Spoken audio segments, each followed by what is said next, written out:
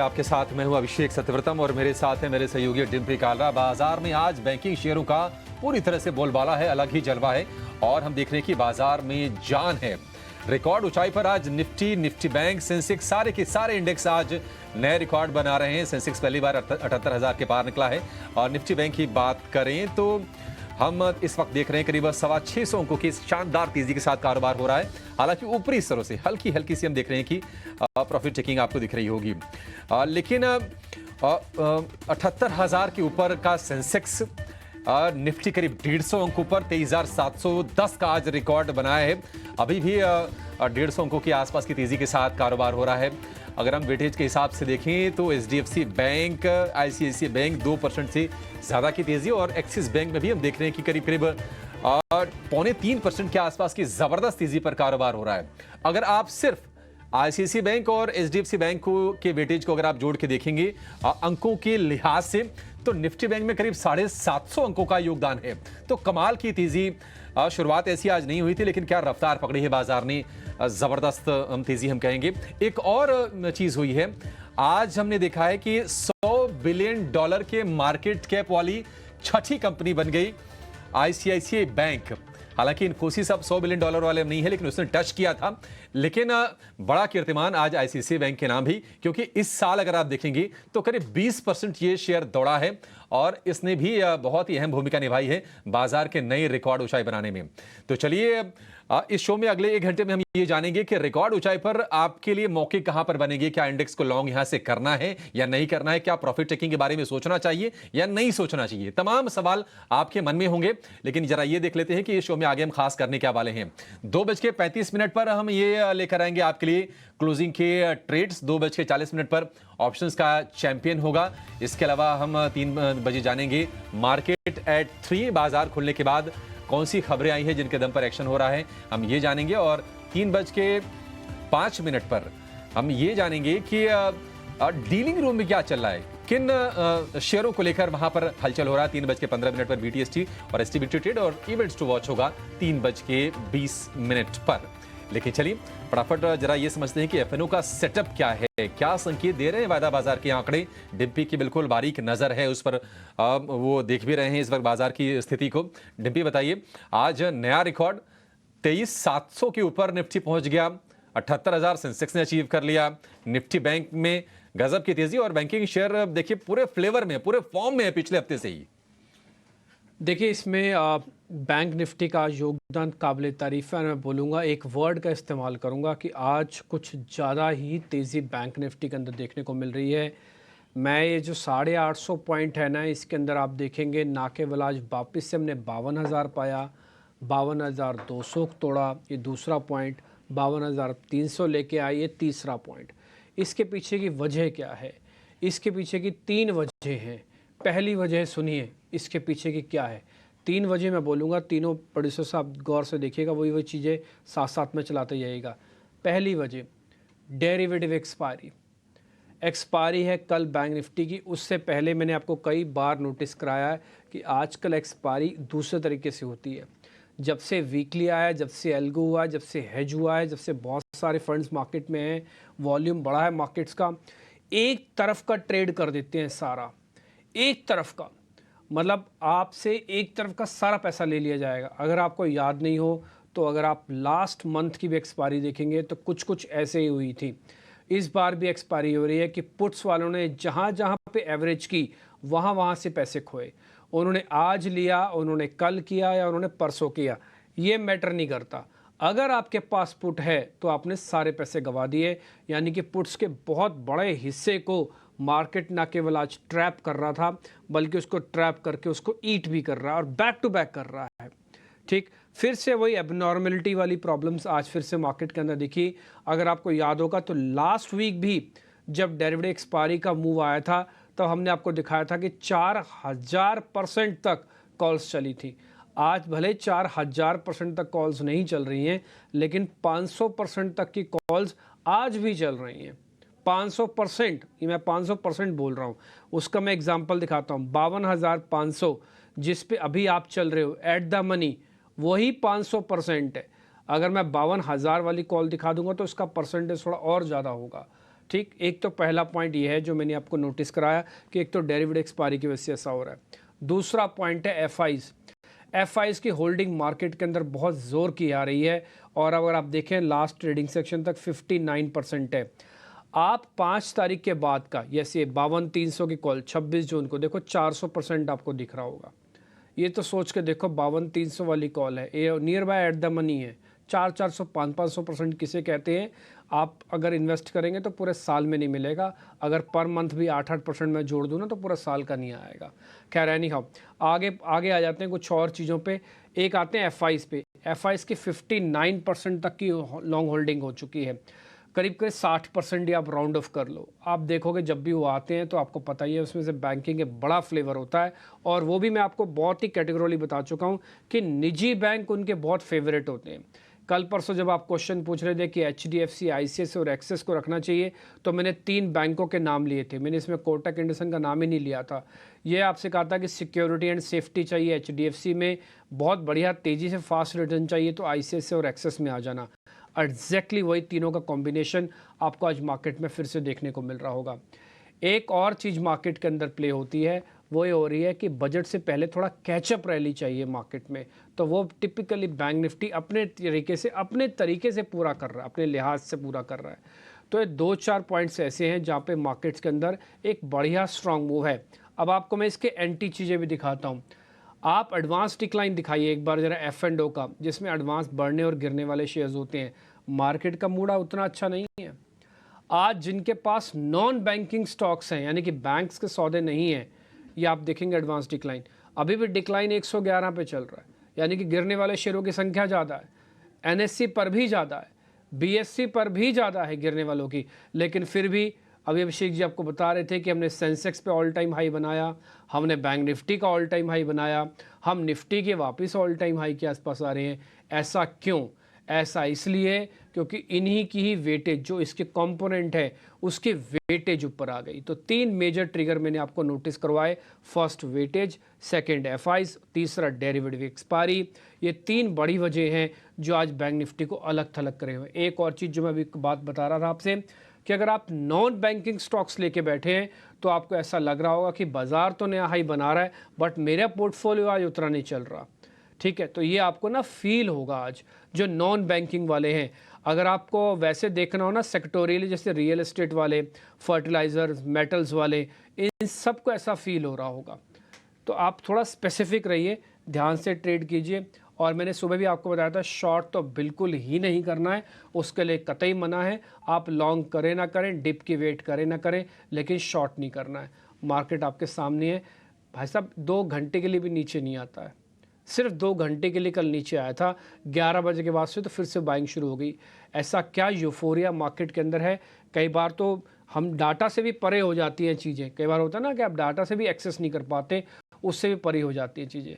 राजेश पालविया हमारे साथ जुड़ रहे हैं, ध्वनि पटेल, रुचित जैन हमारे साथ जुड़ रहे हैं। तीनों मेहमानों को एक बार जरा दिखाइए स्क्रीन पर। आप तीनों का बहुत बहुत शुक्रिया, थैंक यू वेरी मच। आज का 1 घंटा आपके साथ हम रहेंगे और आपका जो इंटेलिजेंस है वो हमारे काम आएगी। रुचित, कल परसों से बाजार बंद तो नहीं हो रहा है? बैंक निफ्टी कहीं बंद तो नहीं होने जा रही है? इतनी तेज चलाने की जरूरत क्या है? जी, वेरी गुड आफ्टरनून डिम्पी जी, सभी को very good afternoon. I think ये कहीं न कहीं जो मिस आउट फीलिंग रहता है कि मार्केट्स इतना चल गया लेकिन हमने काफ़ी लोगों ने जैसे स्पेशली एफआईएस की तरफ से पार्टिसिपेशन था नहीं। पिछले कुछ महीनों में लगातार एफआईएस की सेलिंग के आंकड़े हम कैश सेगमेंट में भी देख रहे थे और इंडेक्स फ्यूचर्स में भी देख रहे थे। अब ये इलेक्शंस के रिजल्ट्स के बाद में, इलेक्शन के रिजल्ट के दिन की अगर बात करें तो तब तक तो वो नेट सेलर्स थे। इंडेक्स फ्यूचर्स में केवल 13% पोज़ीशंस उनकी लॉन्ग साइड पे थी। अब आप उसके बाद में अब तक देखिए हम एक्सपायरी वीक में पहुंचे, उनके इंडेक्स फ्यूचर्स जहां पे 13% केवल पोजीशन लॉन्ग साइड पे थी, वो इंप्रूव होकर अभी 60% तक आ जाइए। यानी कि वो अभी 60%, ऑलमोस्ट 60% पोजीशन उनकी लॉन्ग साइड पे कंपेयर टू जो 13% थे। और उसके बाद अब कैश मार्केट में भी आंकड़े देंगे तो वहां पे भी बाइंग के फिगर्स है। सो ये क्लियरली इंडिकेट कर रहा है कि कहीं ना कहीं वो माइंडसेट चेंज हुआ है कि नहीं, काफी टाइम तक हम बाहर थे, एफआईएस बाहर थे कि इंडियन मार्केट्स में शायद वैल्यूएशंस को लेके वो कंफर्टेबल नहीं थे। बट अब शायद वो भी समझ गए कि ये जो वैल्यूएशंस अगर हाई है तो ग्रोथ भी वहां पर है, इसके लिए शायद ये वैल्यूएशंस जस्टिफाइबल है और ये मूव कंटिन्यू रह सकता है। और अब देखेंगे तो अभी वही स्टॉक्स जो एफआईएस के फेवरेट हुआ करते हैं, एचडीएफसी बैंक देख ले या कोई भी लार्ज कैप स्पेस देख ले, उन्हीं स्टॉक्स में अच्छा मोमेंटम है। और सेकेंडली मार्केट के इतनी लास्ट 1 साल की तेजी के बाद में कुछ पॉकेट्स ऐसे हैं जिनमें तेजी नहीं हुई थी या तेजी हुई भी तो लेस कम तेजी हुई थी।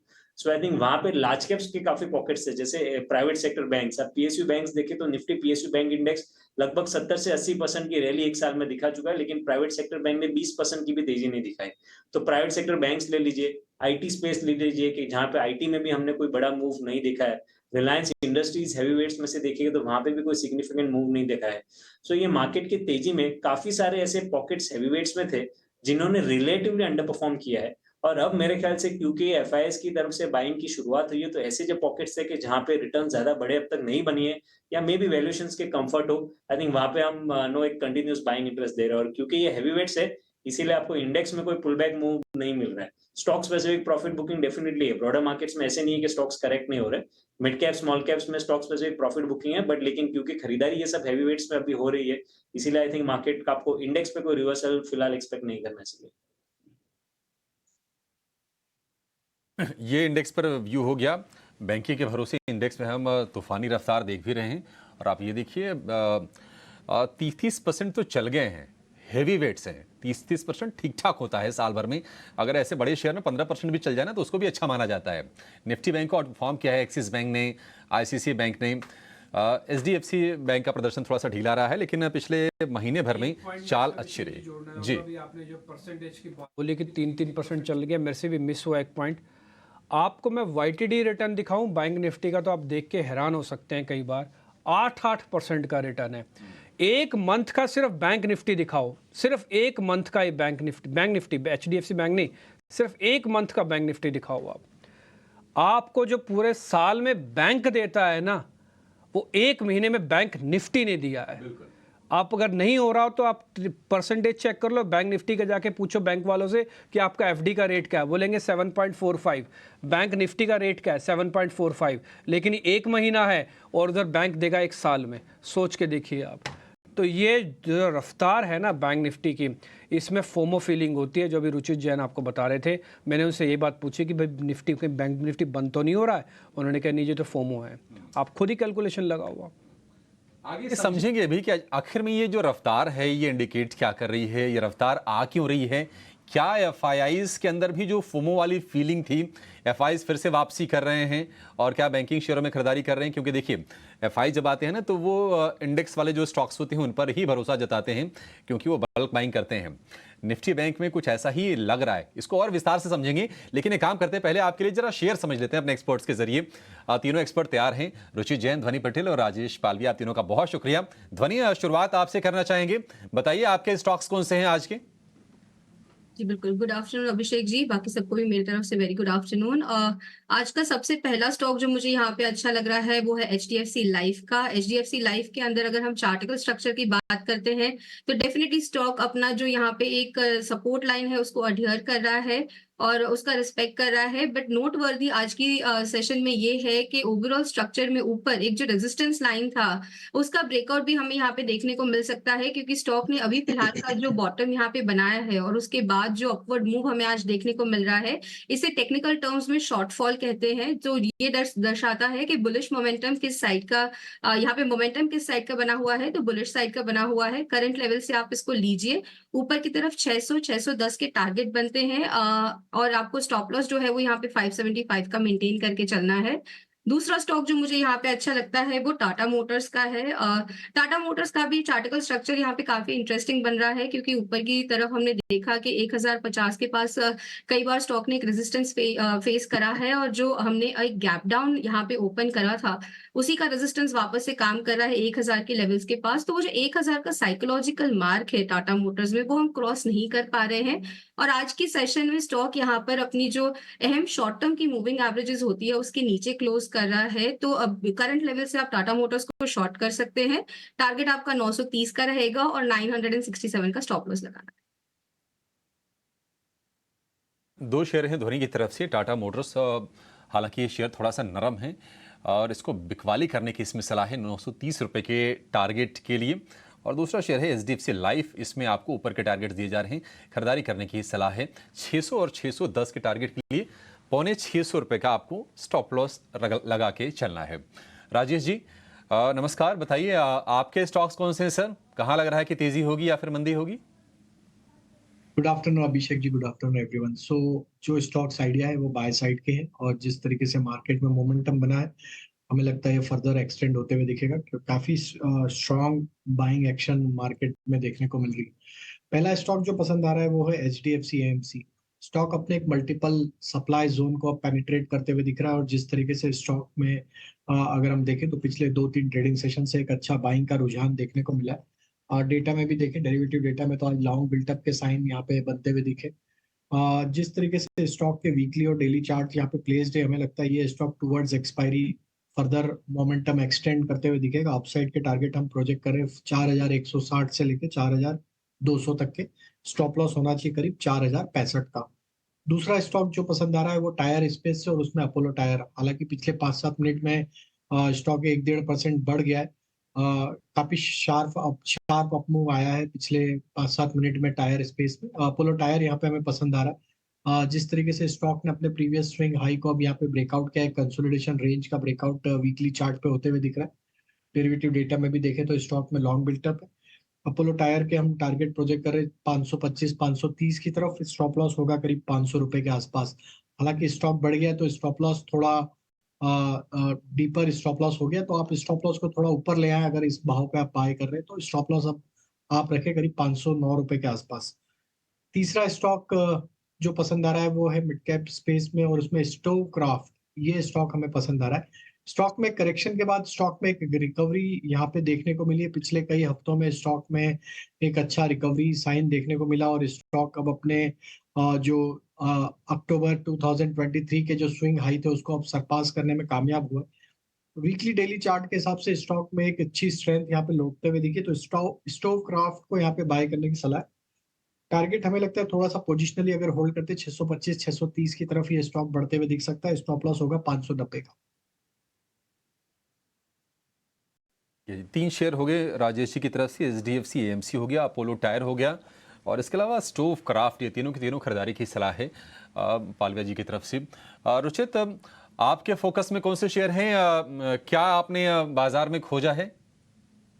2 स्टॉक्स है, दोनों ही खरीदारी साइड की सलाह है, जिसमें से पहली पिक HDFC लाइफ पे है मेरी भी, कि जहाँ पे एक फॉलिंग ट्रेंड लाइन का ब्रेकआउट रिसेंटली हमने देखा है। स्टॉक एक पुलबैक मूव के बाद अब लग रहा है कि next leg of up move का रिजम्पशन यहाँ से कर सकता है। तो करंट लेवल से 570 के स्टॉप लॉस से खरीदारी की सलाह रहेगी, 615 के अराउंड के टारगेट्स के लिए। और बैंकिंग स्पेस में से IDFC फर्स्ट बैंक काफी इंटरेस्टिंग पॉइज्ड है, क्योंकि ये स्टॉक में भी एक अच्छा खासा करेक्टिव फेज हमने पिछले कुछ महीनों में देखा है। लोअर लेवल से एक अच्छा जो पुलबैक मूव आया है, वहां पे डाइवर्जेंस बना था और एक अच्छे वॉल्यूम्स के साथ में ये अप मूव था। सो हमें लग रहा है कि यहाँ पे जो प्राइस वाइज करेक्टिव फेज था वो कहीं ना कहीं खत्म हो चुका है। और अब क्योंकि प्राइवेट सेक्टर बैंक्स में इतनी अच्छी तेजी देखने मिली है, तो यहाँ पे भी एक फॉलोअप या कैचअप मूव हम देख सकते हैं। तो थोड़ा शॉर्ट टर्म के बेसिस पे IDFC first bank current levels पे खरीदारी कर सकते हैं। ₹80 के नीचे स्टॉप लॉस रखे, 87 के अराउंड के टारगेट्स के लिए।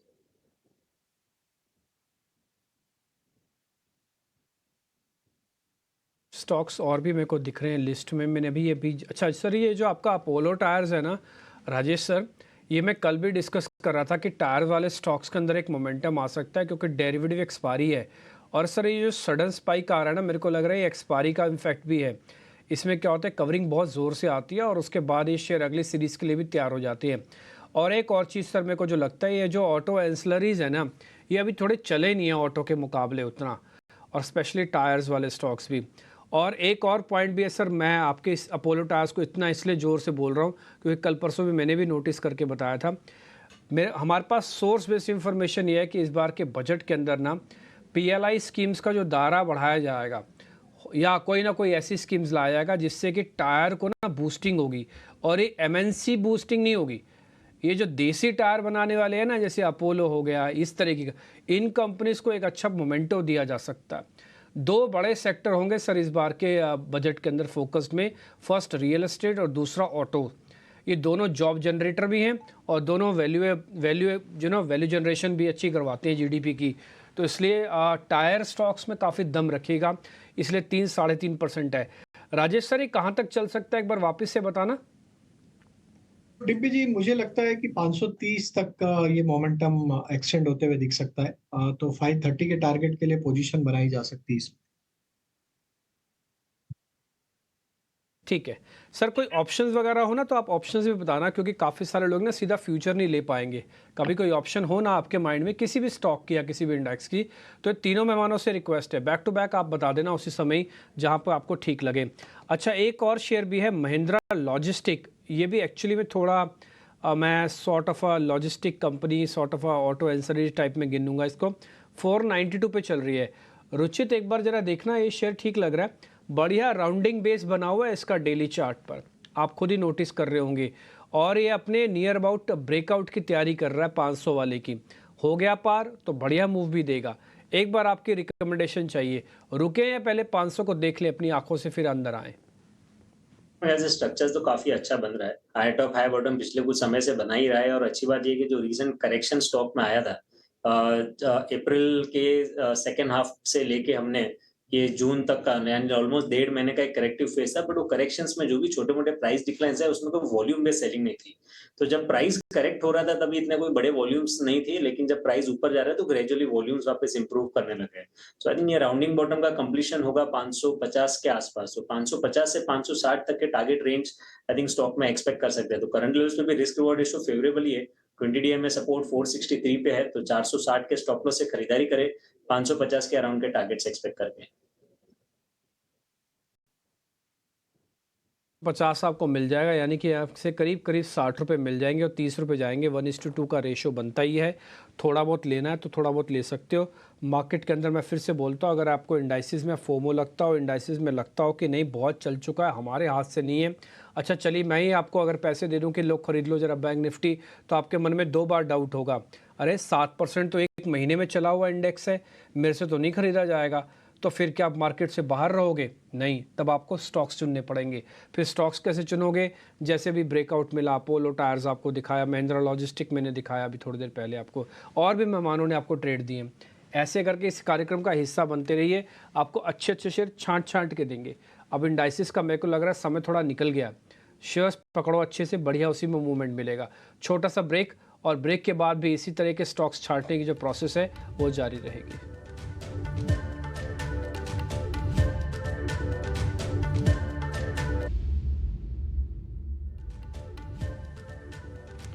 तो बाजार की तेजी कायम है, लेकिन इस तेजी में आपके लिए ऑप्शंस के मौके भी खोजेंगे। और चलिए लेकर आते हैं ऑप्शंस के चैंपियन।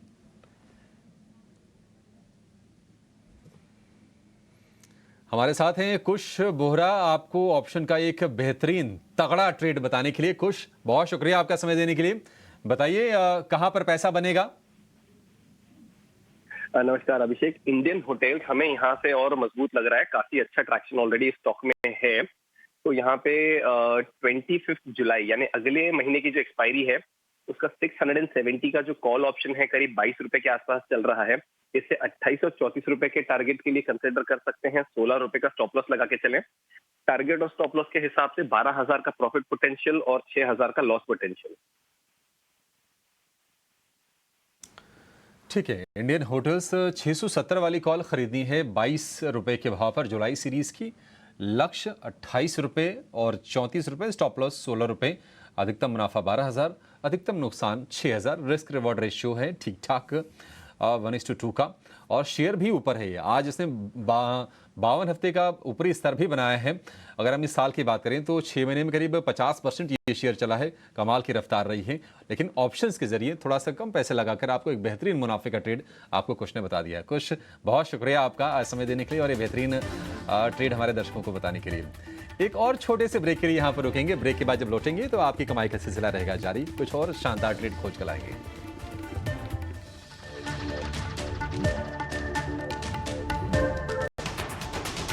फोन पे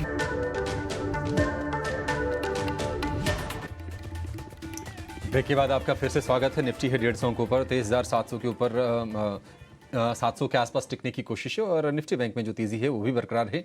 किसी मुनाफा वसूली के संकेत कम से कम निफ्टी बैंक में नहीं है। 1.5% से ज़्यादा की मजबूती वहाँ पर है। HDFC bank, ICICI bank, axis bank, ये 2 से 3% तक ये शेयर चले हुए हैं। लेकिन एक और खेमा आज हम देख रहे हैं कि वहाँ पर स्टॉक्स चल रहे हैं। टायर की चर्चा हो रही थी, लेकिन ऑटो कंपोनेंट में अगर आप देखेंगे तो आज क्राफ्ट्समैन ऑटोमेशन का शेयर बहुत तेज़ रफ्तार से चला है। हमारा राजा के शेयर में हमने आज तेज़ी देखी है। ये सभी ऑटो कंपोनेंट ही होती हैं। अच्छा, खबर ये भी आ रही है कि ऑटो कंपोनेंट कंपनियों ने बजट के लिए अपनी मांगें सरकार को, वित्त मंत्री को सौंप दी हैं। क्या डिमांड्स हैं, जरा ये समझते हैं। एक बजट एक्सक्लूसिव खबर लेकर हमारे सहयोगी सुमित चतुर्वेदी जुड़ गए हैं। सुमित, बताइए क्या डिमांड्स हैं ऑटो कंपोनेंट कंपनियों की? भारत के ऑटो कंपोनेंट सेक्टर की बजट से कुछ उम्मीदें हैं। इसकी शुरुआत करें दो मुख्य डिमांड से। पहली है वो डिप्रिसिएशन प्लांट और मशीनरी पे उसको बढ़ाकर उसको 15% से बढ़ाकर 25% कर दिया जाना चाहिए। साथ ही साथ जो GST है EV पर और कंपोनेंट और बैटरी पर उसको 15% से घटा के लगभग 15 से 18% से घटा के उसको 5% किया जाना चाहिए। ये भी जानते हैं ऑटो कंपोनेंट सेक्टर की GST डिमांड जो है वो GST काउंसिल मीटिंग में डिसाइड होती हैं, पर ये बात तय है कि वो जो भी बजट में रिलीफ होगी उनके लिए बड़ी राहत होगी। वो चाहते हैं जो बचा हुआ पैसा होगा उसको कैपिटल एक्सपेंडिचर में इन्वेस्ट किया जाए और उससे पूरे ऑटो कंपोनेंट सेक्टर को फ़ायदा हो। ये भी सूत्र बता रहे हैं कि कुछ वित्त मंत्रालय इनसे रिलीफ देने को तैयार है, क्योंकि ऑटो कंपोनेंट सेक्टर एक बड़ा जॉब क्रिएटर भी है, काफ़ी नौकरियां भी देता है। PLI scheme, production link incentive scheme, जो ऑटो कंपोनेंट सेक्टर के लिए का ऐलान किया गया था, उससे काफ़ी राहत मिली है, काफ़ी मदद मिली है ऑटो कंपोनेंट सेक्टर को, और वो चाहते हैं कि ऐसी मदद जारी रखी जाए। ठीक है, शुक्रिया सुमित। तो PLI जैसी और स्कीमें लाई जाएं, एक तो ये डिमांड है। प्लांट और मशीनरी है जो डिप्रिशिएशन फिलहाल 15% है उसको बढ़ा के 25% की जाए, और EV कंपोनेंट पर जो GST के जो रेट्स हैं उसको रैशनलाइज किया जाए, थोड़ा सा कम किया जाए। ये सारी की सारी डिमांड्स हैं। वैसे आज आप देखिए हमारा राजा में खबर है, ये शेयर चल रही है। क्राफ्ट्समैन ऑटोमेशन में खबर है, ये शेयर तेज़ रफ्तार से चल रहा है। अच्छा, हमारे एक एक्सपर्ट जुड़ गए हैं, फंडामेंटल एक्सपर्ट रोहन मेहता। रोहन जी, बहुत शुक्रिया आपका समय देने के लिए। स्वागत है आपका टीनो स्वदेश पर। आपसे शुरू ऑटो को लेकर ही कर लेते हैं सर। देखिए, डिमांड्स हैं और निश्चित तौर पर जैसा कि हम चर्चा कर भी रहे थे कि एम्प्लॉयमेंट जनरेटर भी है ये। अलग अलग छोटे छोटे शहरों में तमाम SME यूनिट्स भी होती हैं ऑटो कंपोनेंट बनाने वाली। आप ज़रा बताइए कि अगर किसी को अगर ये सेक्टर पसंद हो, ऑटो वाला, ऑटो कंपोनेंट भी हो गया, उसमें टायर भी हो गया, बैटरी भी हो गया, बहुत ही एक बड़ा इसका एक हिस्सा है। आप बताएंगे कि क्या पसंद है आपको इनके बीच में से, ऑटो में से अगर चुनना हो तो? हमारे PMS में हम नियरली 29% ओवरवेट है ऑटो में। हमारे पास इंटरेस्टिंग में सब कुछ आई थिंक सो बहुत इंटरेस्टिंग है, फ्रॉम एक्साइड से लेके M&M से लेके ZF कमर्शियल व्हीकल। पर अभी भी हमको लग रहा है कि कहीं ना कहीं ऑटो मैन्युफैक्चर से लेके OEMs जो है या जो ऑटो एंसिलरीज है उसमें बहुत सारी वैल्यू अभी भी बाकी है। Coming to the companies which like Amara Raja है, आपने जैसे बोला एक्साइड इंडस्ट्री है, तो ये जगह पे मदरसन सुन्नी है, तो वो ये सब जगह पे बहुत सारी वैल्यू लग रही है। और कमिंग टू द टाइम ऐसा लग रहा है कि यहाँ पे और ग्रोथ होगा। आपको अगर लगे, किसी को भी लगे कि ये इतना ग्रोथ नहीं हुआ है सेगमेंट, या इतना बढ़ गया है, मैं आपको बताऊं अमर राजा तकरीबन 8-9 साल से एक ही जगह पे था, एक्साइड 10 साल से एक ही जगह पे था, मदरसन सुमी में भी 7-8 साल से एक ही जगह पे था, और सामने बैलेंस शीट सबकी 3 to 4 टाइम्स बढ़ गई है, और डिमांड इज एक्सेप्शनल क्रेजी। तो जो हिसाब से ऑटो में डिमांड आ रही है, और किसी पे भी हम फॉरेन कंट्रीज पे डिपेंडेंट अभी बहुत कम हो गया है, तो ये सेगमेंट से लेके ऑटो बहुत पॉजिटिव है। हाँ, यहाँ पे ऑटो मैन्युफैक्चरर की थोड़ी वैल्यूएशन में ऐसा लग रहा है कि थोड़े एक्सपेंसिव हो गए हैं, पर still we feel companies like Maruti, companies like Bajaj auto में ज्यादातर वैल्यू मिल रही है।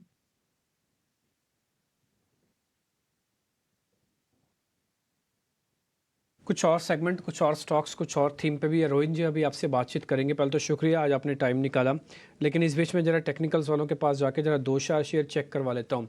एक बार ध्वनि पटेल, एक बार आप शेयर एक चेक करना। हिकल लिमिटेड के नाम से कंपनी, हमने कल भी नोटिस कराया था, कल भी बढ़िया चला। आज उसमें मोमेंटम तो नहीं आ रहा, बट वो थोड़ा साइडवेज सा हो गया है ये राज। 5-5.5 रुपए की ही तेज़ी है। ये कल एक्चुअली बड़ा मूव दे चुका है। अब जरा बताइए सेकंड मूव फिर कब आएगा, डिप में आएगा या फिर कंटिन्यू में आएगा?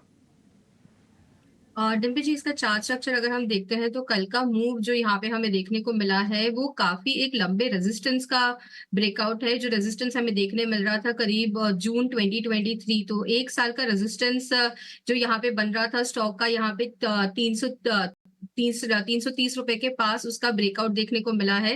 डेफिनेटली इसके अंदर जिस हिसाब से मोमेंटम आया है तो एक डिप डेफिनेटली इसके अंदर देखने को मिलेगा, और उसके बाद आपको फॉलो अप मूव इसके अंदर कंटिन्यू होता हुआ दिखेगा। तो आपको कोई भी डिप यहाँ पे मिल रहा है जहाँ पे स्टॉक वापस से अपना जो यहाँ पे रेजिस्टेंस था उसको सपोर्ट बनाने के लिए, टेस्ट करने के लिए 330 रुपए के पास एक डिप लेता है, तो वहां पे आप इसके अंदर खरीदारी करें। स्टॉप लॉस आप नीचे की तरफ जो बना के रखेंगे यहाँ पे, तो आप 315 रुपए का स्टॉप लॉस लगा के रखें, और ऊपर की तरफ इसके अंदर अब जैसे ये ब्रेकआउट आया है तो नेक्स्ट रेजिस्टेंस चार्टिकली इसके अंदर जो देखने को मिल रहा है यहाँ पे तो 400 की लेवल के पास है। तो 330 के पास आप इसको खरीदे, डिप पे खरीदने की सलाह रहेगी 315 के स्टॉप लॉस के साथ, और ऊपर की तरफ 400 रुपए का टारगेट रहेगा। 400 रुपये तक का टारगेट है, डिप में बाय किया जा सकता है। एक शेयर और भी है, एक काम करते हैं ये हम जरा पता करेंगे राजेश सर से। राजेश सर, बजाज फिनसर्व के ना आप चार्ट खोल लो, जब तक आप देख भी लो उसको अच्छे से। इन बिटवीन मेरे साथ मेरे सहयोगी जुड़ रहे हैं गौरव, वो 3 बजे तक का मार्केट का एक्शन बता देंगे। बजाज फिनसर्व डेज हाई पे क्लोज करने की तैयारी कर रहा है, मेरे को लग रहा है कि अच्छा ब्रेकआउट भी मिलेगा और आगे भी चलेगा ये। राजेश सर, जब तक आप इसको देख के रखो, जब तक हम मार्केट साइड से देख लेते हैं।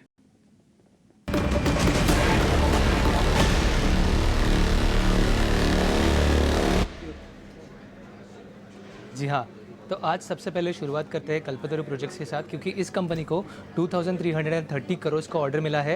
ये जो ऑर्डर है वो जॉइंट वेंचर को मिला है और इसी के साथ साथ उसकी जो इंटरनेशनल एंटिटी है, सब्सिडरी है, उसको भी मिला है। और इसी के चलते ये स्टॉक में अगर हम बात करें तो सुबह की अगर बात करें तो कहीं पे एक तेज़ी देखने को मिली थी, उसके बाद एक कंसोलिडेशन भी देखने को मिला और उसके बाद अभी एक रिकवरी भी फिर से कल्पतरु प्रोजेक्ट्स में हमें देखने को मिल रही है। अगली बात करते हैं माझगांव डॉक की, क्योंकि जैसे कि कल एक खबर आई थी कि कंपनी को 35,000 करोड़ का एक जो प्रोजेक्ट है वो मिला है डिफेंस मिनिस्ट्री से, और इसके ऊपर ही कंपनी ने जो क्लैरिफिकेशन है वो आज जारी किया है। उनका मानना ये है ये जो ऑर्डर मिला है वो एक नॉर्मल कोर्स ऑफ बिजनेस है, बट इस क्लैरिफिकेशन के थ्रू ये काफ़ी ज़्यादा कंफर्म होता है कि कंपनी को ऑर्डर जो है वो मिला है, कंपनी को ऑर्डर के लिए जो बिड है वो किया है, और इसी के चलते हुए माझगांव डॉक में भी एक तेज़ी देखने को मिली थी आज के दिन में। अगली बात करते हैं अल्केम लैब्स की, क्योंकि यहाँ पे भी कंपनी को कहीं पे यूएस एफडीए की तरफ से EIR मिला है। तो EIR जो होता है वो एस्टैब्लिशमेंट इन्वेस्टिगेशन रिपोर्ट होता है, और उसके अंतर्गत कंपनी ने जो है यूएस एफडीए ने जो है वॉलंटरी एक्शन रिक्वायर्ड ऐसे जो रिमार्क है वो दिया है। उसका ये मतलब होता है कि कहीं पे थोड़ा सा जो गलती है वो देखने को मिली थी, बट कोई बड़ी एक्शन जो है वो लेने की ज़रूरत नहीं है, और इसी के चलते हमने देखा कि अल्केम लैब्स में एक थोड़ी तेज़ी देखने को मिली थी। शिल्पा मेडिकेयर की अगर बात करें तो क्योंकि हैदराबाद फैसिलिटी को यूएस एफडीए से क्लीन चिट मिली थी, और इसके चलते ये स्टॉक जो है वो भी ज़्यादा फोकस में रहने वाला है। और आखिर में बात करते हैं मुथूट फिनकॉर्प के ग्रुप के कई स्टॉक्स की, तो जैसे मुथूट कैप हो गया और मुथूट माइक्रोफिन हो गया। अब ये दोनों कंपनीज़ को है जो IRDAI की तरफ से लाइसेंस अप्रूव हुआ है, कॉर्पोरेट एजेंट लाइसेंस का, कॉर्पोरेट एजेंट लाइसेंस जो है वो वाला, और उसके तहत अगर कंपनी जो है वो अभी इंश्योरेंस प्रोडक्ट जो है वो अभी पुश कर सकती है। अगर हम मुथूट फिनकॉर्प की बात करें और मुथूट माइक्रोफिन की बात करें तो काफ़ी बड़ा एक यूज़र बेस जो है कंपनी के पास है, 33 करोड़ यूज़र बेस है, और इसी के चलते मुथूट माइक्रोफिन में भी और मुथूट कैप में भी आज तेज़ी देखने को मिली थी। तो खबरों पे दम पे ये सब जो स्टॉक्स है वहाँ पे हमें आज तेज़ी देखने को मिली थी, तो आगे जाके भी इन सब स्टॉक्स में नज़र रखना काफ़ी इंपॉर्टेंट रहेगा। ठीक है गौरव, बहुत शुक्रिया, थैंक यू वेरी मच ये सारी की सारी न्यूज़ बताने के लिए।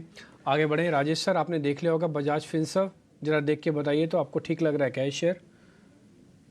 तो देखिए काफी समय से एक अंडर परफॉर्मिंग स्टॉक रहा है। हालांकि अब पिछले 2 दिनों में देखें तो स्टॉक में एक पुल बैक का ट्रेड जरूर बनते हुए दिखा, और एक अपने मल्टीपल सप्लाई जोन को अब ये अप्रोच करते हुए दिख रहा है। हमें लगता है यहाँ पे जो इम्पोर्टेंट लेवल बना हुआ है वो करीब है 1610-1615 की रेंज। ये लेवल को क्रॉस करना इम्पोर्टेंट रहेगा बजाज फिनसर्व के लिए। अगर ये क्रॉस हो जाता है तो यहाँ पे एक कंसोलिडेशन रेंज का ब्रेकआउट आते हुए दिखेगा, देन स्टॉक में 1640-50 की तरफ भी एक अप मूव आते हुए दिख सकता है। तो अभी यहाँ पे ट्रेड लेना है तो थोड़ा सा स्टॉप लॉस को स्ट्रिक्टली फॉलो करना होगा, क्योंकि अभी भी ट्रेंड की सर्टेनिटी नहीं है कि ये यहाँ से ब्रेकआउट बनेगा या नहीं बनेगा। अभी यहाँ पे अगर कोई ट्रेड ले रहा है तो उसके लिए स्ट्रिक्ट स्टॉप लॉस जो फॉलो करना होगा वो होगा 1585। ये स्टॉप लॉस से आप लॉन्ग साइड का ट्रेड ले सकते हैं। सेक्टर में मोमेंटम है, बीएफएसआई पूरा ही सेगमेंट एक अच्छे मोमेंटम में, तो हमें लगता है कि यहाँ पे there is a high possibility कि स्टॉक एक अटेम्प्ट लेते हुआ दिखे और ब्रेकआउट यहाँ पे बने, तो 1585 के स्टॉप लॉस से लॉन्ग साइड का ट्रेड लिया जा सकता ठीक है, डन। तो आप ये कह रहे हैं कि छोटा सा एक लॉन्ग साइड का ट्रेड लिया जा सकता है। आगे बढ़े रोहन जी, मैं आपके पास वापस आ रहा हूँ। जैसे हम थेमेटिक हो रहे हैं तो बजट ओरिएंटेड आपको आपकी कैलकुलेशंस क्या कहती है? आपकी तो पीएमएस है ना, तो आप तो क्लाइंट्स को थोड़ा पहले भी दिलवा के रखते होंगे, कुछ अभी मौके और नज़ाकत को देखते हुए कुछ प्लस करवा रहे होंगे आप। तो क्या करवा रहे हो सर आप प्लस, या क्या करवा चुके हो ये भी बता दो। या ऑफ कोर्स सी ऐसा तो हम हमारा एक्सपेक्टेशन सिर्फ बजट से लेके नहीं, हमारा एक्सपेक्टेशन ओवरऑल ग्रोथ स्टोरी पे है। तो हमको कंस्ट्रक्शंस बहुत पसंद आ रहे हैं। कंस्ट्रक्शन में specifically name NCC, this is not a recommendation, हमारा होल्डिंग है, बाइंग इंटरेस्ट है। बहुत वैल्यू दिख रही है सामने। जैसे मैं बात किया, बैटरीज बहुत वैल्यू दिख रही है बिकॉज जिस हिसाब से लिथियम पावर है। और बहुत इंटरेस्टिंग एक और चीज दिख रही है, शायद स्टॉक स्पेसिफिक पता नहीं कितना है, हमको सिल्वर भी बहुत अच्छा लग रहा है। सिल्वर भी एक कॉन्ट्रा हेज स्ट्रेटेजी पे एक बैठ रहा है, जहाँ पे ईटीएफ सिल्वर में निवेश करना ये पॉइंट पे एक ऐसा हेज हो जाएगा, अगर मार्केट करेक्ट होगी तो सिल्वर में एक बहुत अच्छा मूव होगा।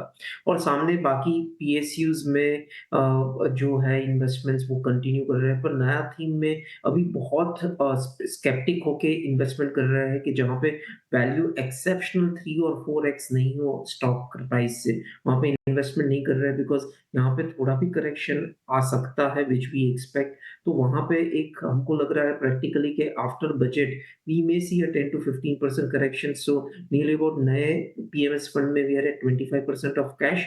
बट एक कैश को करने के लिए एक तो कैश, सिल्वर और वैल्यू जहाँ पे हायर हो वहाँ पे हम इन्वेस्टमेंट कर रहे हैं। सो एक बहुत बहुत जैसे क्राफ्ट्समैन हो गया या बहुत हाई ईवी थीम्स हो गई, वहां पे हम निवेश नहीं कर रहे हैं बिकॉज एक करेक्शन की उम्मीद लगा के बैठे हैं। सर वैसे रोहन सर, एक छोटा सा पॉइंट मैं आपसे निजी तौर पर पता करना चाहता हूँ, क्योंकि मैं रोज FIIs DIIs retailing इन सब के नंबर्स देखता हूँ। डी आईज के ना सिर्फ 37% लॉन्ग पोजिशन है मार्केट के अंदर, और सर ठीक इलेक्शन से पहले वो थे करीब 57%, करीब करीब, ठीक मतलब 55 तो थे ही, 57 एग्जैक्ट नहीं होंगे, 55 थे। उन्होंने भी माल बेचा, नहीं कि हर तेज़ी पे रिटेल भी बेच रहा है और डीआईज भी माल बेच रहे हैं, एफआईज लॉन्ग है, एफआईज खरीद रहा है। आपका डिप्लॉयमेंट ऑफ मनी कितना है, कितने कैश पे बैठे हो और कितना डिप्लॉय करके बैठे हो आप? देखो ये दो जगह से डिफर होता है। जो पुराने कस्टमर्स इन्वेस्टर्स है उसमें तकरीबन हम 85% 95% इन्वेस्टेड है, बिकॉज वहां पे रिटर्न्स भी बहुत अच्छा है। तो वहां से अगर मार्केट 5-7% गिरती भी है तो बहुत दिक्कत नहीं होगी। पर नए निवेशक जो है आ रहे हैं और बहुत तेजी से आ रहे हैं नए नए निवेशक, तो वहां पे हम तकरीबन 70-75% पे इन्वेस्टेड है। देखो इन्वेस्टमेंट करना भी बहुत इंपॉर्टेंट हो जाएगा बिकॉज वो भी आए हैं तो चाहते हैं कि वो भी रैली में पार्टिसिपेट करे। पर हाँ 25-30% हम कैश पे बैठे हैं और वहां पे हमारा सिल्वर नियरली अबाउट 7-8% इन्वेस्टेड है। सो अगर मैं सिल्वर को माइनस करूँ तो नियरली अबाउट 30% पे हम कैश पे है। और हमको कोई डर नहीं है यहाँ पे कैश में रहने के लिए, बिकॉज ऊपर की साइड हमको लग रहा है कि maybe we will miss out 4-5%, पर नीचे की साइड में अच्छा एक इन्वेस्टमेंट मिल सकता है। जैसे हमको इलेक्शन के दिन पे मिला था, वैसे वी आर एक्सपेक्टिंग कि नेक्स्ट 1 और 2 मंथ्स में एक अच्छी नीचे की साइड मिल सकती है। सर ये पता है मैंने आपसे क्यों पूछा, ये आपसे इसलिए पूछा क्योंकि हम हर रोज़ ये बात बोल रहे हैं कि थोड़ा डिप्लॉयमेंट ऑफ कैश की ना मनी की दिक्कत आ रही है, क्योंकि मार्केट के अंदर क्या है ना, चीज़ें बहुत स्ट्रेच्ड हुई हैं, एक तरफा खींची जा रही हैं। तो होता क्या है ना, आप डिप्लॉय नहीं कर पाते। आप खुद बता रहे हो कि अगर आपका सिल्वर वाला कैलकुलेशंस डाल दिया जाए तो आप 60% तो कैश में बैठे हो, आप नए लोगों का माल। आप जैसे प्रोफेशनल लोग डिप्लॉयमेंट की दिक्कत से जूझ रहे हैं तो एक रिटेलर तो जूझेगा ही, और नहीं तो फिर उल्टा सीधा वो ट्रेड ले लेगा। कई बार होता है, फ़ायदा भी मिलता है, ज़्यादा इंटेलिजेंस भी कई बार ख़तरनाक हो जाती है। कई बार क्या होता है, इस तरह के यूफोरिया में आप बहते हैं ना तो आप बहुत पैसा बना जाते हैं। लेकिन कई बार ज़्यादा इंटेलिजेंस भी आपको अंदर ही नहीं आने देती। तो कुछ कुछ अभी मार्केट ऐसे चल रहा है, जो इंटेलिजेंट लोग होंगे ना सिस्टम में बाहर बैठे होंगे, और जो यूफोरिया ड्राइव कर रहे हैं वो सिस्टम के अंदर होंगे, और बहुत अच्छे से अंदर होंगे वो।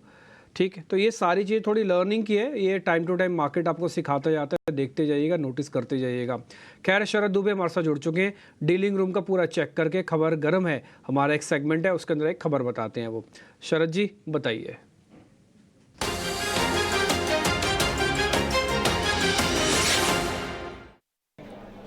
जी बिल्कुल, फोकस पे रहने वाला है बैंक ऑफ बड़ौदा, और यहाँ पे जो है हमारी डीलर्स से बातचीत हुई है, पता चल रहा है कि डोमेस्टिक इंस्टीट्यूशंस में जो है बाइंग देखने मिल रही है, और यहाँ पे जो इंक्वायरीज़ है या रुझान है पीएमएस हाउसेस से वो भी बढ़ चुकी है। 2 या 3 पीएमएस हाउसेस ने भी अपनी पोजीशंस थोड़ी ऐड की है, ये डीलर्स का कहना है। और इंटरेस्टिंगली जो वॉल्यूम्स है और बाइंग, ये दोनों ही पिछले 2 दिन से पिकअप की है। देखा जाए तो अगर मार्च के क्वार्टर के आंकड़ों की बात करें तो जो डीआईज ओन करते हैं टोटली 16.3% स्टेक ओवरऑल कंपनी में भी।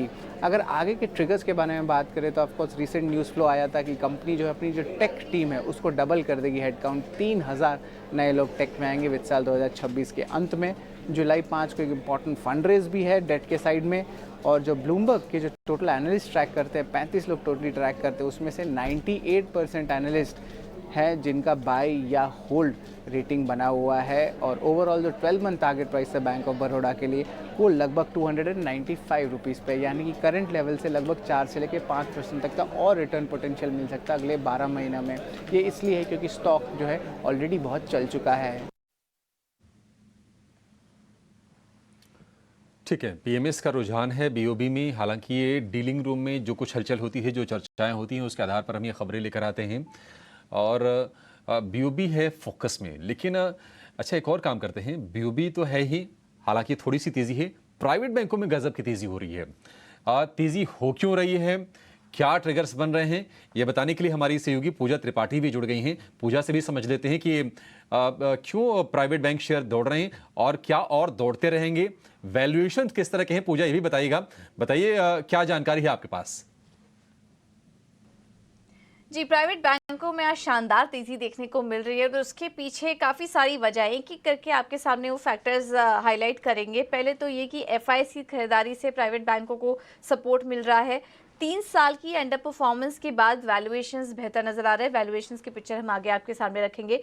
FY25 में मुनाफे में मजबूत ग्रोथ की उम्मीद सभी निजी बैंक कर रहे हैं। मिड कैप पीएसयू बैंकों की पिक्चर अगर देखेंगे तो FY25 की काफ़ी कंजर्वेटिव गाइडेंस उन्होंने दी थी, और उसके सामने प्राइवेट बैंकों की बात करें तो काफ़ी मजबूत गाइडेंस उनके सामने से देखने को मिली है। क्वार्टर ऑन क्वार्टर अगर बात करेंगे तो प्राइवेट बैंकों की एसएमई और MSME सेगमेंट में मजबूत ग्रोथ आई है। कॉर्पोरेट लोन की मांग में बढ़त का अनुमान है, और स्टील और सीमेंट सेक्टर से मांग में बढ़त की उम्मीद जताई जा रही है। तो ये कुछ सेगमेंट हैं इनके जो काफ़ी अच्छा परफॉर्म करेंगे। कॉर्पोरेट लोन में डिमांड लौटती हुई दिखाई देगी, और इनका फोकस अब आने वाले समय में SMEs और MSMEs पे जो रहेगा वो भी काफ़ी बड़ा पॉजिटिव फैक्टर होगा।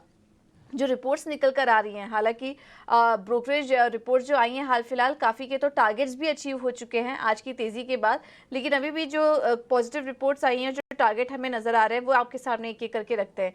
सिस्टमैटिक्स की बात करें तो HDFC बैंक के लिए 1885 के टारगेट देख रहे हैं। ICICI बैंक के लिए सिस्टमैटिक्स 1275 के टारगेट, और नोमुरा ने 1335 का टारगेट दिया है। कोटक के लिए 1815, और नोमुरा ने तो 2000 तक के लेवल्स देख रही है इसका बैंक पर। इंडसइंड बैंक 1875, और फेडरल बैंक के लिए 190-195 तक के लेवल्स देखने को मिल रहे हैं। आपके सामने वैल्यूएशंस की पिक्चर अगर आप रखें तो कंपेयर करेंगे प्राइवेट और PSU बैंकों की हालत, और 1 साल का जो PE है और 5 साल का जो वैल्यूएशन है उसको हम थोड़ा समझाने की कोशिश करेंगे। तो आप देखेंगे कि जो 1 साल HDFC बैंक और जितने भी प्राइवेट बैंक्स हैं वो अपने 5 साल के एवरेज वैल्यूएशंस के पास ही कारोबार कर रहे हैं। वहीं अगर सरकारी बैंकों के हालात आप देखेंगे तो ज़्यादातर जो है वो अपने 5 साल के एवरेज वैल्यूएशंस के ऊपर कारोबार कर रहे हैं। मिसाल के तौर पर HDFC बैंक देखिए, 1 साल का जो फॉरवर्ड PE रेशियो है वो 2.85 है, उसके सामने 5 साल का जो एवरेज है वो 3.41 है। ICICI, कोटक महिंद्रा बैंक, ज़्यादातर जो निजी बैंक आपको दिखाई देंगे वो अपने 5 साल के एवरेज वैल्यूएशंस के करीब ही कारोबार कर रहे हैं। और नोटिस करने वाली बात यह है कि ये सारे बैंक करीब 16 से 18% की रेंज में ROE एक्सपेक्ट कर रहे हैं, वो भी इतने सस्ते वैल्यूएशंस पर। तो आने वाले समय में यहाँ पर और तेज़ी का रूम बन रहा है और यही चीज़ ब्रोकरेज हाउस भी बार बार हाईलाइट कर रहे हैं कि वैल्यूएशन के लिहाज से निजी बैंक सरकारी बैंकों की तुलना में ज़्यादा बेटर दिखाई दे रहे हैं। इस वजह से आज हम देख रहे हैं, ये तमाम ट्रिगर्स हैं जिसकी वजह से आज हम देख रहे हैं कि निजी बैंकों में शानदार तेज़ी देखने को मिल रही है। ठीक है, शुक्रिया पूजा। तो 4 जून यानी कि लोकसभा चुनाव के नतीजों वाले दिन से बैंकों में ज़बरदस्त तेज़ी हुई है, ख़ास तौर से प्राइवेट बैंकों में। राजेश जी, आप ज़रा चेक कीजिए क्योंकि सारे के सारे बैंक चल रहे हैं। आप ये बताइए कि BTST ट्रेड के मौके कहीं हैं क्या? क्योंकि 1700 रुपये के आसपास का HDFC बैंक हो गया, एक्सिस बैंक में भी तेज़ी और बढ़ गई, अब तो 4% ऊपर ये शेयर हो गया। कहीं मौके दिख रहे हैं आपको? तो देखिए, HDFC बैंक हमें यहाँ पे काफी पसंद आ रहा है और जिस तरीके से स्टॉक में पूरे ही मंथ में देखें तो एक अच्छा मोमेंटम बना है। जिस तरीके से स्टॉक मंथली चार्ट पे अब अपने एक मल्टी मंथ सप्लाई जोन को पेनिट्रेट करते हुए दिख रहा है, तो ये ऑलमोस्ट अगर ये स्टॉक यहाँ से 1720-25 का लेवल अगर ये क्रॉस करने में कामयाब होगा, तो ऑलमोस्ट यहाँ पे 1 से 1.5 साल के कंसोलिडेशन रेंज का बड़ा ब्रेकआउट यहाँ पे आते हुए दिखेगा। जिस तरीके से डेटा यहाँ पे डेरिवेटिव डेटा बना है, हमें लगता है ये स्टॉक में अब पोटेंशियल है कि फर्दर यहाँ से 1720-30 की लेवल को ब्रेकआउट करने में ये कामयाब होगा इस रैली में, and then further next target इसके 1780 से 1820 की तरफ भी आते हुए दिख सकते हैं। तो at this moment BTST point of view से अगर किसी को लेना है तो आप HDFC बैंक में पोजीशन बना सकते हैं। यहाँ पे हमें लगता है मोमेंटम एक्सटेंड होगा। स्टॉप लॉस रखे करीब 1690-95 के आसपास। ठीक है, 1690 रुपये की स्टॉप लॉस के साथ आपको BTST ट्रेड के मौके बन सकते हैं HDFC बैंक में। राजेश जी, कोई और ट्रेड जो आप हाईलाइट करना चाहेंगे BTST STBT? हाँ, तो BTST में हमें जो दूसरा स्टॉक पसंद आ रहा है वो ही हाउसिंग फाइनेंस सेक्टर से, और उसमें LIC हाउसिंग फाइनेंस यहाँ पे पसंद आ रहा है। स्टॉक में एक पिछले 4-5 दिनों के एक स्लाइट डाउनफॉल को यहाँ पे रिवर्स करते हुए दिख रहा है। स्टॉक ने वापस से knew all time high trajectory को रिगेन करते हुए दिख रहा है। हमें लगता है जिस तरीके से LIC हाउसिंग फाइनेंस का मोमेंटम बना है आज के सेशन में, ये एक्सटेंड होते हुए दिख सकता है।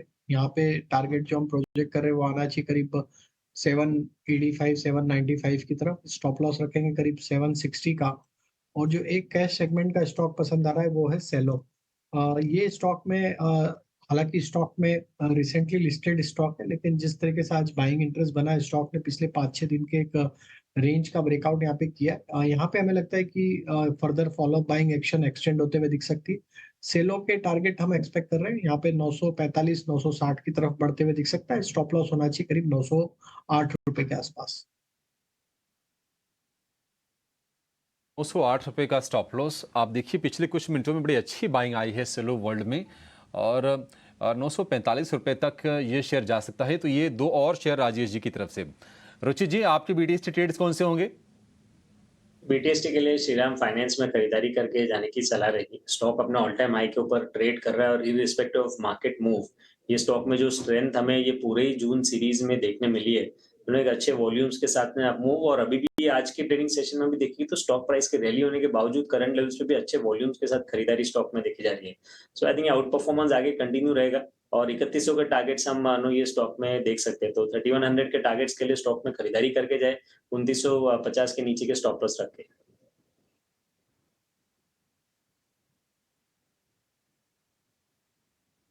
श्रीराम फाइनेंस ये है रुचि जी की रडार पर। एक काम करते हैं, ये BTST ट्रेड तो हो गए, कुछ और ट्रेड हम खोजने की कोशिश करेंगे, लेकिन उसके पहले ज़रा ये जान लेते हैं कि कल के सत्र में बाजार के लिए ट्रिगर्स क्या होंगे। इवेंट्स टू वॉच लेकर हमारी सहयोगी तृप्ति जुड़ गई हैं। तृप्ति, बताइए।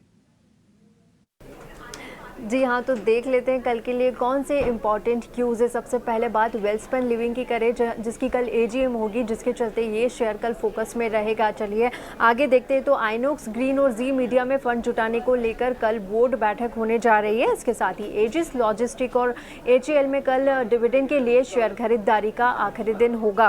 ब्रज आयरन एंड स्टील का IPO कल से सब्सक्रिप्शन के लिए खुलने जा रहा है, जिसके लिए कंपनी ने जो प्राइस बैंड तय किया है वो 195 से 207 रुपये प्रति शेयर है और इसका कुल इशू साइज 171 करोड़ का होने जा रहा है, जो कि पूरा का पूरा फ्रेश इशू होगा। इसी के साथ कल DEE पाइपिंग सिस्टम्स की लिस्टिंग होने जा रही है एक्सचेंजेस पर। बता दें कि करीब 103 गुना तक ये IPO भरा था। इसके साथ जो दूसरी खबरें हैं जिन पर हमारी कल नज़र रहेगी उनमें दो है। नया टेलीकॉम बिल कल से लागू होने जा रहा है और इसके साथ ही कल लोकसभा स्पीकर के चुनाव पर भी हमारी नज़र रहेगी। ठीक है तृप्ति, बहुत शुक्रिया, thank you very much. Lok Sabha का सत्र तो चल ही रहा है, वहाँ से जो भी इंफॉर्मेशन आएंगी वो सारी की सारी इंफॉर्मेशन आप तक हम बैंड के ज़रिए, विजुअल्स के ज़रिए वो तो हम पहुँचा ही देते हैं। खैर इस बीच आपको दिखा दें, बाज़ार ने, निफ्टी ने 1000 पॉइंट की, बैंक निफ्टी ने इनफैक्ट 1000 पॉइंट की बढ़त के साथ 52,700 को भी पार कर लिया। आज ही 52,000 आया, आज ही 52,200 गया, आज ही 52,500 गया, आज ही 52,700 गया। क्या चाहिए, क्या चाहिए? आज आप पहले 5 काउंटर्स देखोगे, 4 बैंक है, क्या चाहिए? मार्केट एक कॉर्नर कर देते हैं। आप आप इसी से अंदाज़ा लगा लीजिए, आज अगर कोई आदमी बैंक में नहीं है ना, तो आज उसको शेयर ढूंढे से भी नहीं मिल रहा होगा, मिल भी रहा होगा इक्का दुक्का, लेकिन उसका मन बार बार ऐसा होगा कि भाई मैं बैंक में क्यों नहीं हूँ, क्यों नहीं हूँ, क्यों नहीं हूँ, क्यों नहीं हूँ बैंक में। और अगर आप देखोगे तो बड़े बैंक टिपिकली लेते नहीं हैं लोग जल्दी जल्दी, ये सिर्फ पोर्टफोलियो इन्वेस्टर्स ही लेते हैं। HDFC, चलिए मैं एक सैम्पल सर्वे करवा देता हूँ, मैं अपने PCR टीम से ही पूछ लेता हूँ। एक बार ज़रा प्रोड्यूसर साहब आप ही बताइएगा, अगर हमारे PCR में, प्रोडक्शन रूम के अंदर ही 20 लोग बैठे हैं तो कितनों के पास HDFC है? ज़रा एक बार 1 मिनट के लिए PCR मेरे को बता देगा, मैं आपको सामने सामने पोल करवा के दिखा रहा हूँ। नहीं होगा, इक्का दुक्का किसी के पास होगा तो होगा। 20 लोगों का सैंपल सर्वे में से बता सकता हूं कि 20 में से 2 लोगों के पास HDFC है, 3 लोगों को मेरे को बताया उन्होंने, 3 के पास HDFC है। कितना परसेंट हो गया? 15% हो गया। तो जो पोर्टफोलियो मेकर्स हैं उनके तो पौं 12 हैं, उनकी कोई दिक्कत नहीं है उनको, लेकिन जो स्विंग ट्रेडर्स हैं उनको वैल्यूएशन डिस्कम्फर्ट है, उनको डिप चाहिए था, जिस डिप के हम बार बार बात बोल रहे हैं। जैसा जिस डिप के लिए खुद रोहन मेहता जो कि PMS चला रहे हैं वो कहते हैं हमें डिप चाहिए, लेकिन मार्केट डिप देता नहीं है। लेकिन वो तो इंटेलिजेंट है, अपने आप को रोक लेंगे, अपने मन और भावनाओं को रोक सकते हैं, लेकिन बहुत सारे लोग ऐसे होते हैं जो मन और भावनाओं को नहीं रोक पाते, तो गलत फैसला भी ले सकते हैं। तो मैं बस इतना ही कहना चाहता हूँ कि आप कई बार यूफोरिया हावी हो जाता है इंटेलिजेंस से और लेवल से और डाटा से, कुछ वही सिचुएशन मेरे को आज भी मार्केट के अंदर दिख रही है। 1000 पॉइंट किसे कहते हैं? 1000 पॉइंट बैंक निफ्टी आजकल देखता भी नहीं है। और मैं आपको बताऊं, आप सिर्फ आप एक हफ्ते का रिटर्न, मैंने अभी अभी जस्ट चेक किया, एक हफ्ते का रिटर्न, एक बार जरा एक हफ्ता भी दिखाई दो, 1 वीक का रिटर्न निफ्टी का 4% है। निफ्टी, बैंक निफ्टी का हफ्ते का रिटर्न 4% है, एक हफ्ते का रिटर्न। और अगर मैं इनको पॉइंट्स में जोड़ लूँ तो आप खुद ही अंदाज़ा लगा लीजिएगा 4% किसे कहते हैं। ये 52,000 53,000 के 52,000 का इंडेक्स है, तो 4% आप खुद ही अंदाज़ा लगा लो किसे कह रहे हैं। 2000 पॉइंट होते हैं। ठीक है जी, देखते हैं आगे क्या होता है, लेकिन हाँ इसमें कोई दो राय नहीं है, बैंक को और बैंकिंग को अच्छे से एंजॉय किया है। एक HCL टेक पता कर लेते हैं, ये शेयर क्या BTST का कैंडिडेट है क्या? रुचित जैन एक बार ज़रा बताना, HCL tech. I think BTST के लिए भी खरीदारी कर सकते हैं, शॉर्ट टर्म के लिए भी खरीदारी कर सकते हैं, क्योंकि स्टॉक अपने सपोर्ट के आसपास ट्रेड कर रहा है। पिछले एक हफ्ते में आप देखेंगे तो 12 जून को स्टॉक लगभग 1460 1470 के आसपास ट्रेड कर रहा था।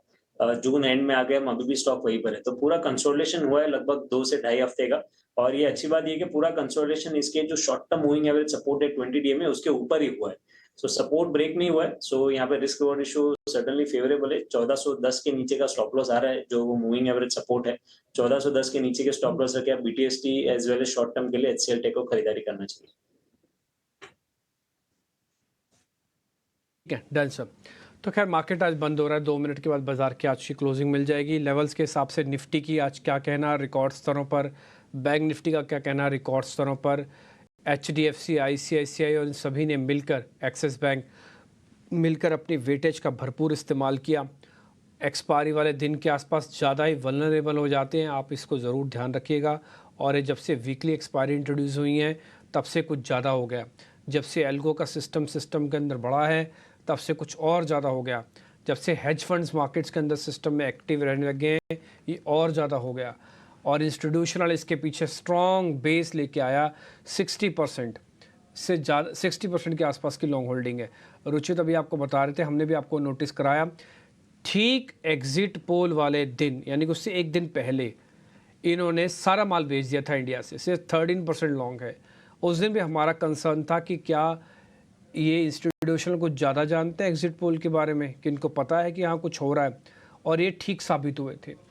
उसके बाद इन्होंने धीरे धीरे करके, यानी कि इलेक्शंस वाले दिन जब फॉल आया मेजर, वहाँ से लेके आज का सिंगल डे भी आप चेक कर लो, आपको क्लोजिंग बेसिस पर या फिर कोई इक्का दुक्का दिन छोड़ दें तो छोड़ दें, अदरवाइज नॉन स्टॉप चला है मार्केट। ये 5 तारीख से आज 25 तारीख हो गए, 20 दिन के अंदर 5 छुट्टी लगा लो, 16-17 ट्रेडिंग सेशंस हैं। 16-17 ट्रेडिंग सेशन में 13% वाला FIs आज 60% हो गया। आप इससे से अंदाज़ा लगा लो यूफोरिया किस चीज़ को कहते हैं। ये FIs जब आता है तो मार्केट में कैसे तोड़-फोड़ मचा के बाज़ार को ऊपर ले आता। जिस डिप के अच्छे अच्छे एनालिस्ट पहचान कर रहे थे कि यहाँ पे डिप आएगा तो हम प्लस करेंगे, ज़्यादा कंफर्ट आ जाएगा, मार्केट ने वही डिप नहीं दिया। डिप दिया भी तो 1.5-2 घंटे का डिप दिया, और वो भी 100-200 पॉइंट का। चाहिए था 500 पॉइंट का, 200 पॉइंट का लेना तो लो, वो भी बार्गेनिंग करके छोड़ दिया। जिसको नहीं चाहिए थैंक यू वेरी मच, आप पीछे हटो, हमें तो आगे चलना है। कुछ मार्केट का ये जो मोमेंटो है ना, बहुत फास्ट हुआ है, और आज बैंक निफ्टी ने काबिल तारीफ, आज बैंक निफ्टी ने अपना कैचअप रैली वाला पूरा रूट करके दिखाया। जैसे मैंने आपको बताया, आज मेटल्स वाले, रियल एस्टेट वाले, ये सब देख के ऐसे सोच रहे होंगे कि आज बाजार तो चल रहा है लेकिन हमारे पास तो कुछ नहीं है। FMCG का इंडेक्स तक लाल निशान में, डिफेंसिव इन नेचर, तो थोड़ा स्पेसिफिक होने की ज़रूरत है, बस और कुछ नहीं है। और कई बार होता है अपॉर्चुनिटी लॉस्ट, हमें भी हुआ, हम भी डिप की वेट करते रह गए, नहीं आया डिप। रोहन मेहता डिप की वेट कर रहे हैं, इतना बड़ा फंड लेके, नहीं आ रहा डिप। राजेश सर को भी लगता होगा डिप मिल जाता तो हम ज़्यादा माल भर लेते सिस्टम में, नहीं मिला डिप। रुचित जैन को भी लगता होता डिप मिलता तो ज़्यादा अच्छी सी पोजीशनिंग होती मार्केट की, नहीं मिला डिप। लेकिन नहीं मिला तो क्या सिस्टम से हट जाएं क्या? नहीं, तो सिस्टम में ही रहेंगे, बट थोड़ी ज़्यादा इंटेलिजेंटली रहना होगा, क्योंकि आपके मन मुताबिक बाज़ार के लेवल्स नहीं आए हैं। खैर 184 पॉइंट के आसपास की आज क्लोजिंग हमको मिली है, और हम 23,700 के ऊपर हैं, 23,800 नियर बाय का टारगेट है। तो कल देखते हैं ओपनिंग कैसे मिलती है। हम एक नए टारगेट से सिर्फ 60-70 पॉइंट ही दूर हैं, फिर हम नहीं तो सीधा 24,000 लगा देंगे। 23,800 पार होते ही रास्ता खुलेगा, शॉर्ट कवरिंग का ट्रिगर दबेगा। परसों डेरिवेटिव एक्सपायरी है निफ्टी की, वो 24,000 भी ड्रैग मार जाएगा, कोई बड़ी बात नहीं है।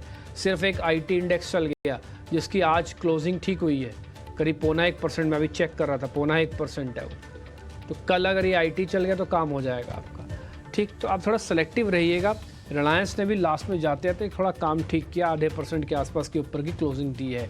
देखते हैं अब कल का कल क्या होता है। रुचित जी बहुत बहुत शुक्रिया, थैंक यू वेरी मच आज समय देने के लिए। राजेश सर बहुत बहुत शुक्रिया, thank you very much. Rohan ji thank you very much.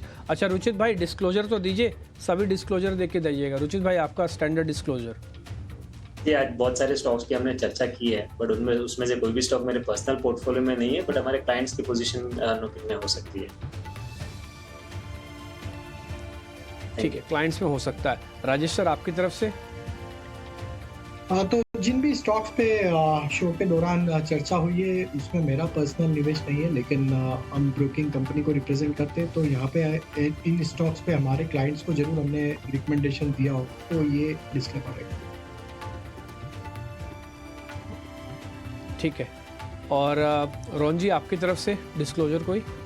मेरा जितना भी रिकमेंडेशन है और बात है उसमें हमारा इन्वेस्टमेंट 100% है, हमारा फंड का निवेश है, हमारा बाइंग इंटरेस्ट है, हमारा पर्सनल इन्वेस्टमेंट नहीं है, पर पर्सनल पैसा फंड थ्रू है।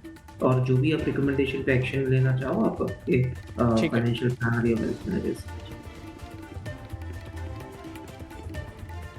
ठीक है, बिल्कुल वो तो लेना ही चाहिए, अपने फाइनेंशियल एडवाइजर से भी एक बार कंसल्ट कर लो कि भाई ऐसा ऐसा करके हमारे पास जानकारी है, ले या नहीं ले टाइप करके। ठीक है, बहुत बहुत शुक्रिया, थैंक यू वेरी मच, आज आपने समय निकाला, अच्छा लगा आपसे बातचीत करके। जल्दी वापस मुलाकात होती है। मेरे को अभिषेक को इजाज़त दे सकते हैं, नमस्कार।